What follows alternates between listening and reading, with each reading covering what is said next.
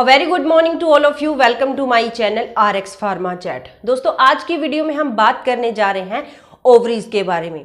Ovaries में swelling के बहुत सारे कारण होते हैं, तो उन कारणों के बारे में आज की वीडियो में हम जानेंगे कि ओवरीज में स्वेलिंग क्यों हो जाती है और जब ये स्वेलिंग हो जाती है तो लेडीज की बॉडी में क्या क्या ऐसे मेन लक्षण दिखाई देते हैं जिससे कि लेडी श्योर हो जाती है कि उनकी ओवरीज में यहाँ पे स्वेलिंग आ गई है। साथ में ही कुछ हम डायग्नोस्टिक पॉइंट्स इसके देखेंगे कि कैसे ओवरीज की स्वेलिंग को डायग्नोस किया जाता है और कुछ होम रेमेडीज लास्ट में मैं आपको बताऊंगी जिसको यूज करके ओवरीज की स्वेलिंग को 90% कम किया जा सकता है। तो चलिए आज की वीडियो को स्टार्ट करते हैं और सबसे पहले हम देखते हैं कि ओवरीज होती क्या है। जो ओवरीज होती है ये गोनाडल ग्रंथि मतलब गोनाडल ग्लैंड्स होते हैं। ओवरीज फीमेल के रिप्रोडक्टिव सिस्टम का वो इंपॉर्टेंट पार्ट है जो कि एग बनाती है, एग रिलीज करती है। जो लेडीज के सेक्स हार्मोन्स होते हैं उसमें दो तरीके के हार्मोन्स रिलीज होते हैं, एक एस्ट्रोजन और दूसरा प्रोजेस्टेरोन। ये दोनों जो हार्मोन्स होते हैं ये लेडीज की जो यूट्रस होता है इसमें हर प्रोसेसेस में ये एक इम्पॉर्टेंट रोल प्ले करते हैं। कौन कौन से प्रोसेसेस, चाहे वो प्रेगनेंसी का प्रोसेस है, चाहे वो पीरियड स्टार्ट होने का प्रोसेस है, चाहे वो मेनोपॉज का प्रोसेस है, चाहे वो पीरियड्स खत्म होने का प्रोसेस है, तो जो जितने भी प्रोसेसेस होते हैं एस्ट्रोजन और प्रोजेस्टेरोन ये दो हार्मोन्स होते हैं जो कि हर प्रोसेस में एक इम्पॉर्टेंट रोल प्ले करते हैं, बहुत ज़्यादा ज़रूरी होते हैं। आगे वीडियो को बढ़ाने से पहले मैं आपको यहाँ पे यूट्रस का डायग्राम शो कर देती हूँ कि ये यूट्रस का डायग्राम है हमारे पास और ये जो नीचे से ओपनिंग हमारी आ रही है ये है वेजाइना। वेजाइना के साथ में ही यहाँ पे यूट्रस की ओपनिंग होती है जिसको सर्विक्स कहते हैं। ये यूट्रस की बॉडी है और यूट्रस की बॉडी के साथ दो यहाँ पे नलियां होती हैं जो दो अंडाकार शेप गोलों के साथ अटैच हो रखी होती हैं। ये यूट्रस को आपस में जोड़ती हैं। अब ये जो अंडाकार शेप में मैंने बना रखी हैं यही लेडीज की ओवरीज होती हैं। हर लेडी की बॉडी में दो ओवरीज होती हैं।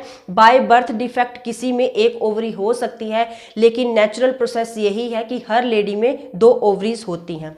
अब ये जो ओवरीज होती है ये फैलोपियन ट्यूब्स के द्वारा होके यूट्रस की बॉडी के साथ अटैच होती हैं, यूट्रस की बॉडी के साथ मिलती हैं। जब हमारी ओवरीज एग रिलीज करती है तब ये फैलोपियन ट्यूब्स के द्वारा होके फैलोपियन ट्यूब्स में मेल का जो स्पर्म होता है ये उसके साथ फर्टिलाइज कर देते हैं। फर्टिलाइज करने के बाद ये यूट्रस की बॉडी में चले जाते हैं और प्रेगनेंसी का आगे का प्रोसेस होता है।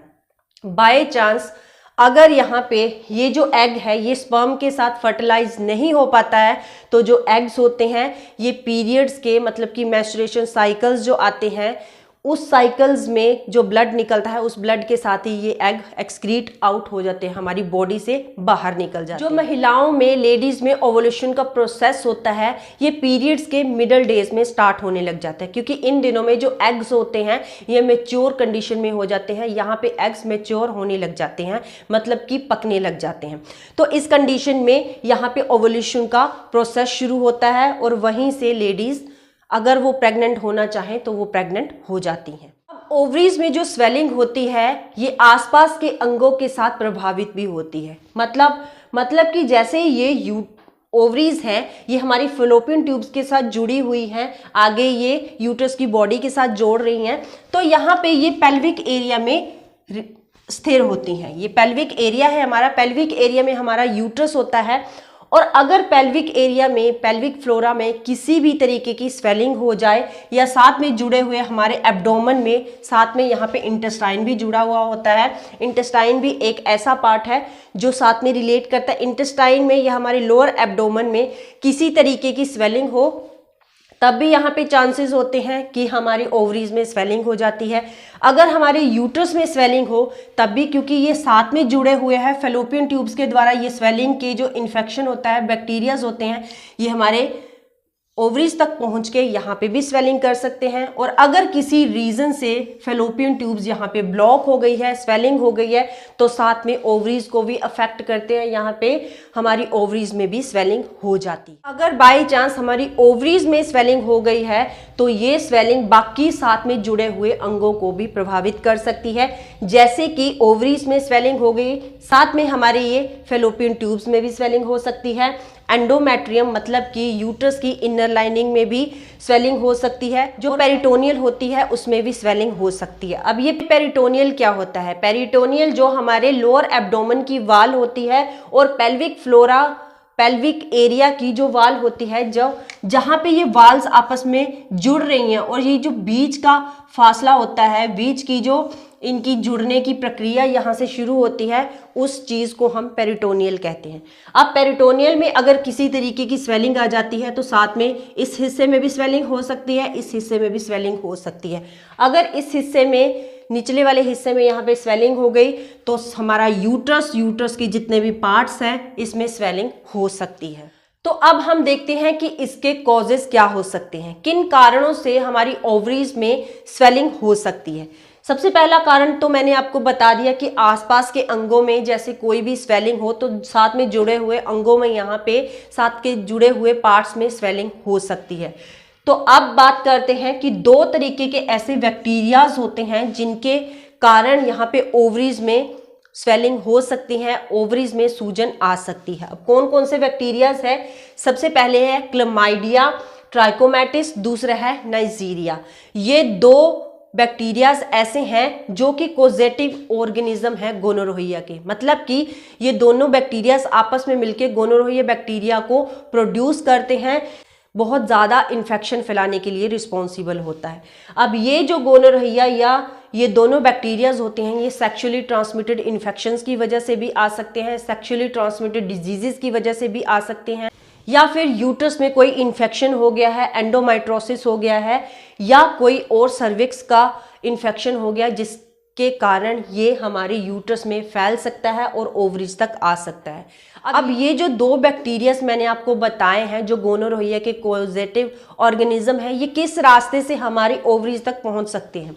ये वेजाइना, एक ही रास्ता है हमारे वेजाइना का रास्ता। हमारे वेजाइना के रास्ते से ये जो बैक्टीरियाज होते हैं, ये सर्विक्स मतलब कि यूट्रस की ओपनिंग से होते हुए, यूट्रस की बॉडी से होते हुए, फेलोपियन ट्यूब से होते हुए हमारी ओवरीज में पहुंच जाते हैं और ओवरीज में इन्फेक्शन करने के बाद यहाँ पे स्वेलिंग हो सकती है, कोई भी इन्फेक्शन हो सकता है, एग्स बनने में ये प्रॉब्लम कर सकते हैं। अब ये जो दो बैक्टीरियाज मैंने आपको बताए हैं, ये इन्फेक्शन कोज करते हैं, स्वेलिंग कोज करते हैं। तो अगर ये हमारी यूट्रस में चले जाते हैं तो साथ के पार्ट्स मतलब कि जो पेल्विक एरिया है हमारा, जो एब्डोमेन का लोअर पार्ट होता है हमारा, या फिर साथ में जुड़ा हुआ जो ब्लैडर होता है, ये ओवरीज होती है, या फिर हमारी जो endometrium inner lining of uterus होती है, इन सबको ये अफेक्ट कर सकता है। इन सब में जो स्वेलिंग के, जो सूजन के बैक्टीरियाज होते हैं ये फैल जाते हैं और सारी जगह यहाँ पे स्वेलिंग हो सकती है। इसके बहुत सारे कारण हैं कि सेक्सुअली ट्रांसमिटेड इन्फेक्शंस हो जाता है, पेल्विक इन्फ्लेमेटरी डिजीज की वजह से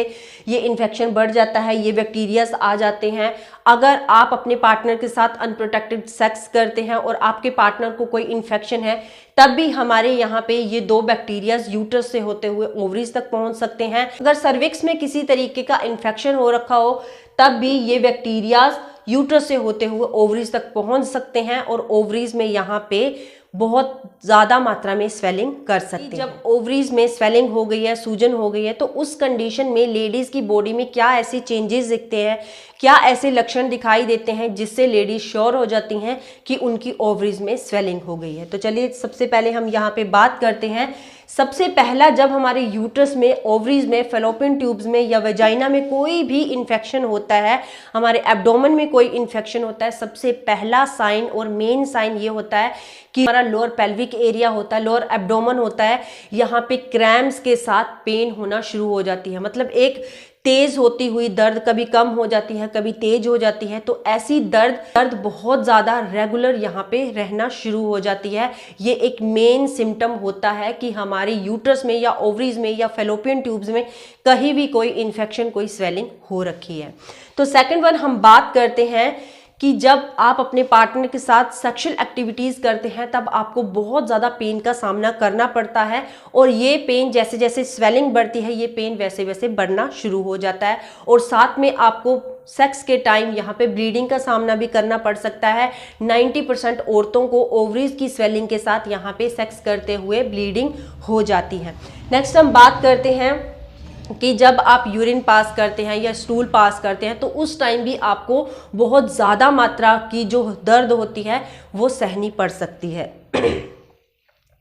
नेक्स्ट है वेजाइनल डिस्चार्ज। आपका वेजाइनल डिस्चार्ज शुरू हो जाता है। वेजाइनल डिस्चार्ज तो आपके यूट्रस में कोई भी प्रॉब्लम हो रखी है या कोई फिब्रॉइड हो रखा है, कोई सिस्ट हो रखी है या वेजाइनल इन्फेक्शन हो रखा है या आपके फेलोपियन ट्यूब्स में, यूट्रस में या फिर आपकी ओवरीज में किसी तरीके की कोई इन्फेक्शन, कोई सिस्ट या फिर कोई फाइब्रॉइड या फिर कोई स्वेलिंग हो रखी है, तो जो वेजाइनल डिस्चार्ज होता है ये कलर चेंज के साथ भी आ सकता है। जब स्वेलिंग, जब इन्फेक्शन बहुत ज़्यादा मात्रा में बढ़ जाता है तब इस डिस्चार्ज का कलर चेंज हो जाता है। अब कौन कौन से कलर आते हैं, जैसे लाइट येलो हो सकता है, डार्क येलो हो सकता है, डार्क ब्राउन कलर का हो सकता है या फिर डार्क ग्रीन कलर का, लाइट ग्रीन कलर का। तो इस तरीके का ये कलर चेंज डिस्चार्ज आपके वेजाइना से हो सकता है जब आपकी ओवरीज में किसी तरीके का इन्फेक्शन या कोई स्वेलिंग हो।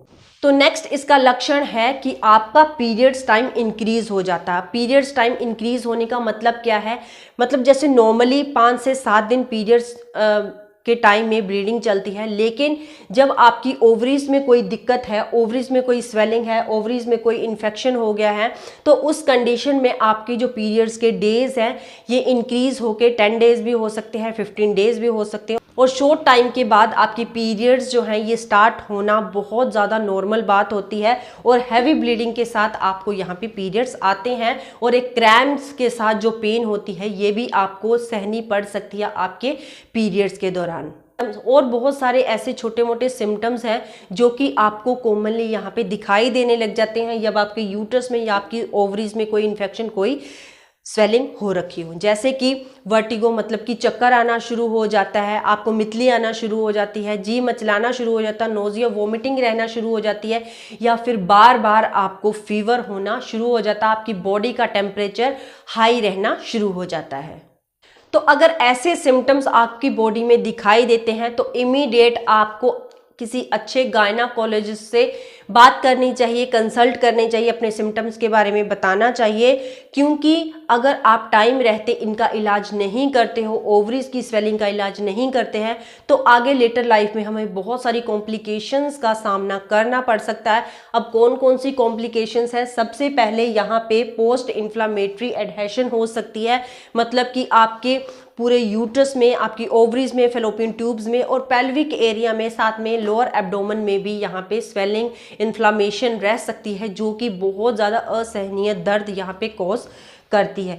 दूसरा है कि यहाँ पे ओवरीज में एब्सेस बन सकता है, मतलब कि कोई भी फोड़ा फुंसी बड़ी बन सकती है जो कि बहुत ज़्यादा पेन करने वाली हो सकती है, या फिर यहाँ पे फिब्रॉइड भी बन सकते हैं। ओवरी टोर्जन्स होने लग जाते हैं कि फेलोपियन ट्यूब्स में भी साथ साथ में स्वेलिंग होने का डर रहता है, और अगर फेलोपियन ट्यूब्स में यहाँ पे स्वेलिंग रहना शुरू हो गई तो यहाँ पे ब्लॉकेज भी हो सकती है, जिसकी वजह से एक्टोपिक प्रेगनेंसी यहाँ पे होने लग जाती है या फिर लेडीज में इनफर्टिलिटीज का उनको सामना करना पड़ सकता है। उनको फ्यूचर में कभी भी बच्चा नहीं हो सकता है अगर आप इसकी स्वेलिंग की तरफ, इसके लक्षणों की तरफ ध्यान नहीं देते हैं।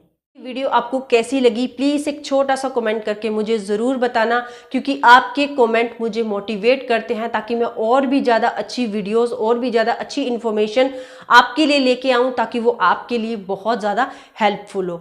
तो चलिए मिलते हैं नई वीडियो में नई इन्फॉर्मेशन के साथ। तब तक के लिए goodbye, have a nice day. मेरा मेन मोटिव आपकी अच्छी health. Thank you very much.